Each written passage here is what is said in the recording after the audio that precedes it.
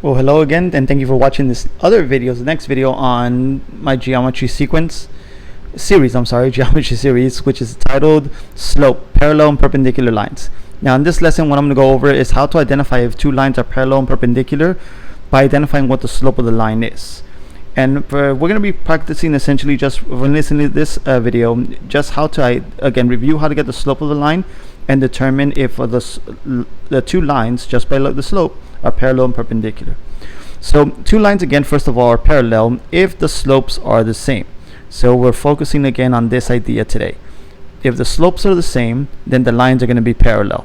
They don't have to be vertical, they could be diagonal up, diagonal down, but as long as the slopes are the exact same number, the two lines, like here, will be parallel to each other.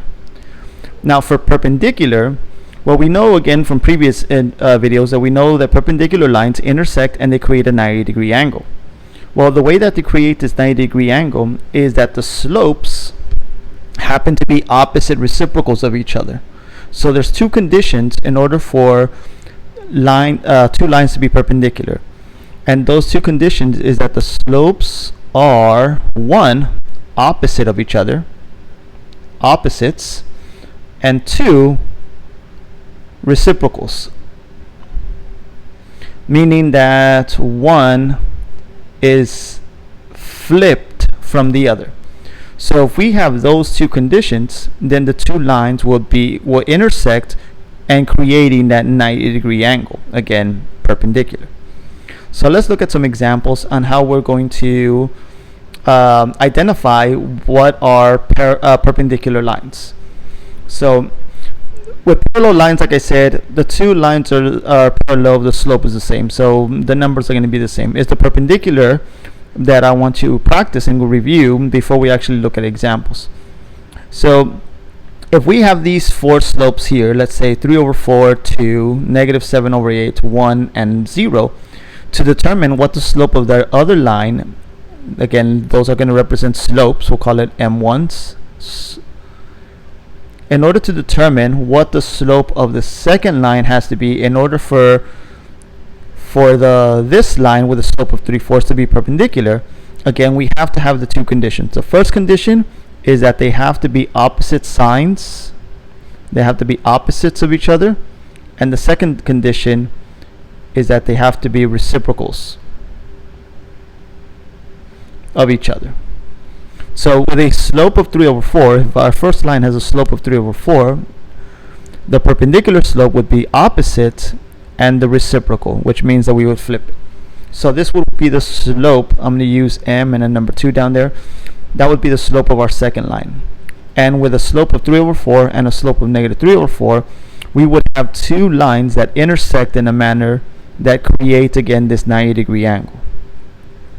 Now for a whole number, the opposite, well, positive is still going to be negative, but the reciprocal of a whole number is simply going to be putting it under 1. Since the whole number is really the number 2/1, flipping that number would be 1/2. So this would be the slope of the second line in order to create, again, two lines that would be perpendicular to each other. On our third example, the opposite reciprocal of -7/8 would be +8/7. So a slope of +8/7 would create a line that is perpendicular to a line with a slope of -7/8. Now these next ones are very special conditions because these are very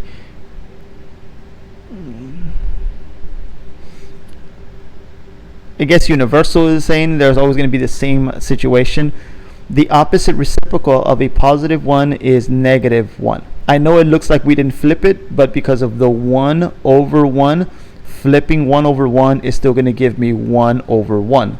It looks the exact same way. And the opposite of a positive, obviously, is going to be a negative. So in order for two lines to be perpendicular with a slope of 1, the slope of the second line has to be -1, and vice versa. A line with a slope of -1 has to have a slope of +1 in order for the second line to be perpendicular. And then with 0, well, the reciprocal of 0 is undefined. since 0 is also over 1, flipping 0 over 1 is going to give me the number 1 over 0, which again cannot be defined because we cannot divide any number by 0. So a line that would be perpendicular to a line that has a slope of 0 would have to have a slope that's undefined. Meaning that we have a horizontal line, lines with slope of 0 are horizontal, and lines with slope that are undefined are vertical, and that obviously will create a 90-degree angle there. So let's look at some examples, and we're going to again practice, and instead of just giving you the two slopes, we're going to practice identifying the slope of a line by using our slope formula. So here our objective in these next examples is to find the slope of line AB, find the slope of CD, and then determine what type of lines they are. Like, are they going to be parallel, or are they going to be perpendicular, or maybe they're neither, and they're going to be neither of the two. So to find the slope of AB, that's going to require us to use, so let me highlight this. To find the slope of AB, that's going to require us to use point A and B.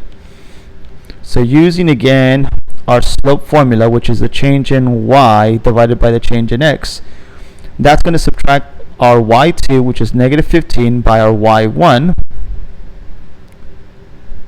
and divide that by x2 minus x1. You know what? I should probably write that formula for us. y2 minus y1 over x2 minus x1. This again is the change in y divided by the change in x.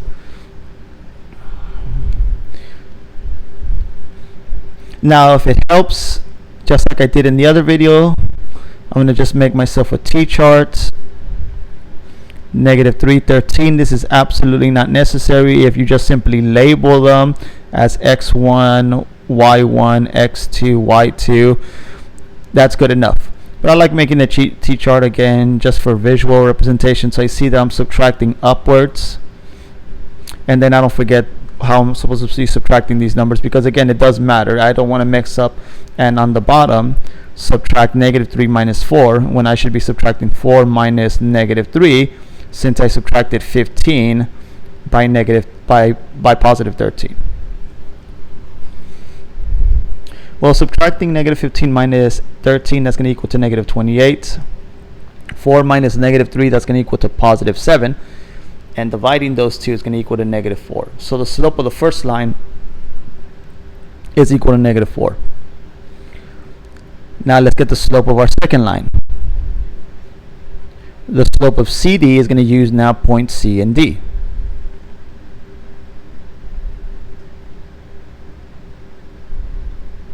So there's my t-chart, and again using our slope formula right here, we're going to subtract the second y, which is negative 7 minus 5, and I'm going to divide it by 1 minus negative 2. 7 minus 5, that's equal to negative 12. 1 minus negative 2 is equal to positive 3, and this is also equal to negative 4. And again, since the slopes are the same, then obviously these two lines are going to be parallel to each other. So we have two parallel lines.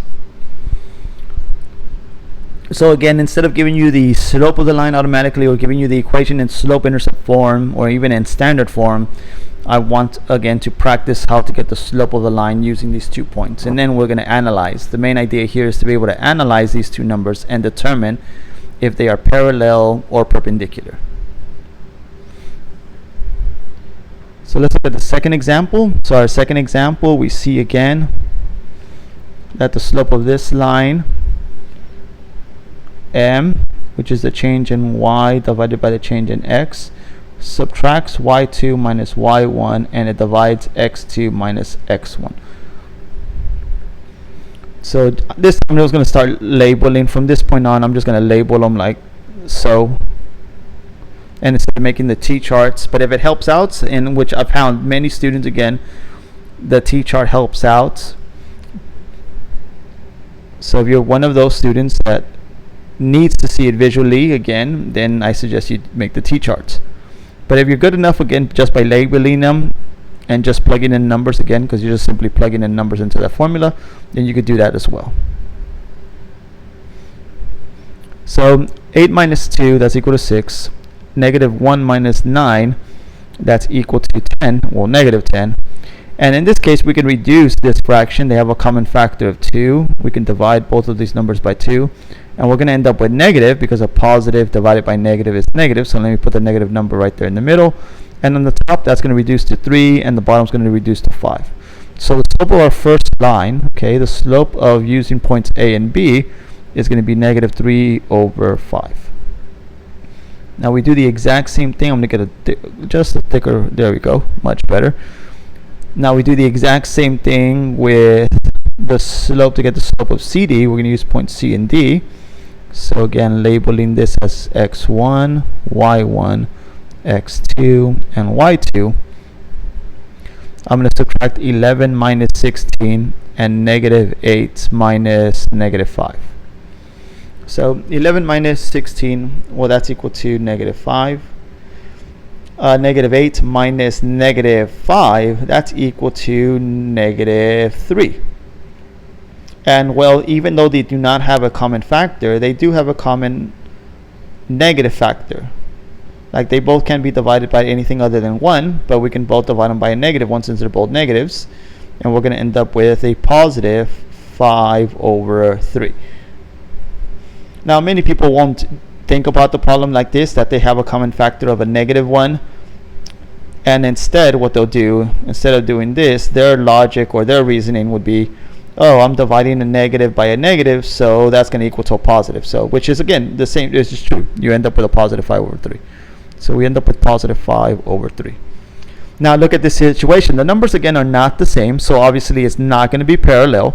But just because it's not parallel does not automatically make it perpendicular. In order to be perpendicular, again, we have to have the two conditions, that the two slopes have to be opposites, and second, they have to be reciprocals of each other. Well, as we can see, they are opposites of each other. Notice how this number is negative and this number is positive. So that's 1. So let's put a check mark on that. Okay, so we have that condition satisfied. And in order for them to be, now the second condition is that they have to be reciprocals, which means, again, that we simply have to flip one number and see that the numbers have been flipped. And they have. 5 is now on top, 3 is now in the denominator, 5 is in the numerator. Let me use the correct vocabulary. 5 is now in the numerator, 3 is now in the denominator. So the numbers have been flipped. So I did get the reciprocal. So I satisfied both conditions, and because I satisfied both of those conditions, then I know that these two lines would be perpendicular.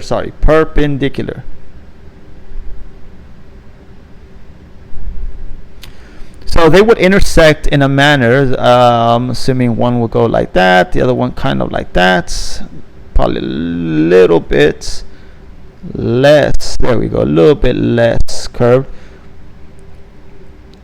Alright, where the angle created at that point of intersection is going to equal to a 90-degree angle. So we have a right angle right there at their intersection. Let's see, let's look at the next example. Well, in our next example, let's see what we have here. So again, we have A and B. So A is going to use these 2 points. I'm not going to write the formula anymore. I'm just going to simply, again, just label x1, y1. I do want to do that. x2 and y2. And again, you might want to pause the video right now, figure it out by yourself, and then see, again, continuing checking if you did this right.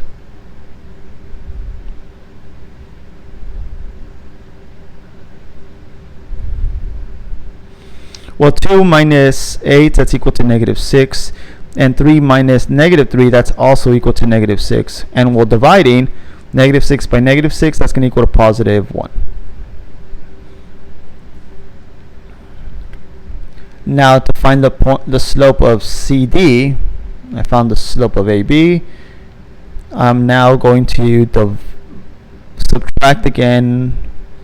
Let me label before I start. X2, Y2. I'm going to subtract negative 1 by negative 1 in my numerator, and I'm going to subtract 5 minus 7 in my denominator. I'm sorry, this is a positive 1. It's negative 1 minus a positive 1. Well, negative 1 minus a negative 1 minus 1, that's equal to negative 2. And 7 minus 5 minus 7, I don't know why I'm saying this backwards. 5 minus 7 is equal also to negative 2. And negative 2 divided by negative 2 is also equal to positive 1. So look, another example where we have parallel lines. Both numbers are positive, both numbers are equal to the number 1. So we have a set of examples of positive 1.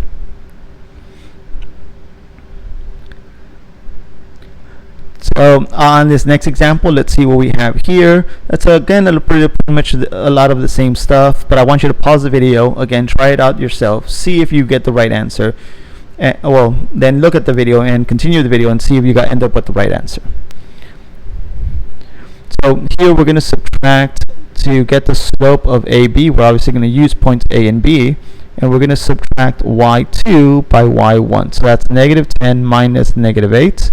We're going to subtract x2 by x1, which is negative 2 minus 5. And well, this is going to end up giving us negative 2 in my numerator, negative 7 in my denominator, and well, negative divided by negative is positive, and I'm not going to write this number as a decimal, I'm going to write it as a fraction of 2 over 7. So this reduces to positive 2 over 7.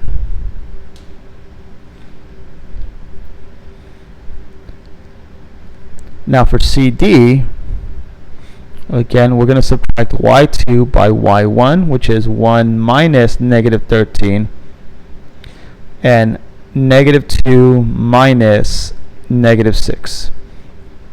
So this is equal to 14.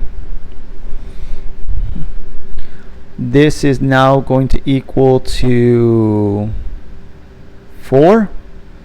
Yes, positive 4. And this does have a common factor. Both of these numbers can be divided by 2, and it's going to equal to 7 divided by 2. So in this one, we end up with 7 over 2. That's our fraction.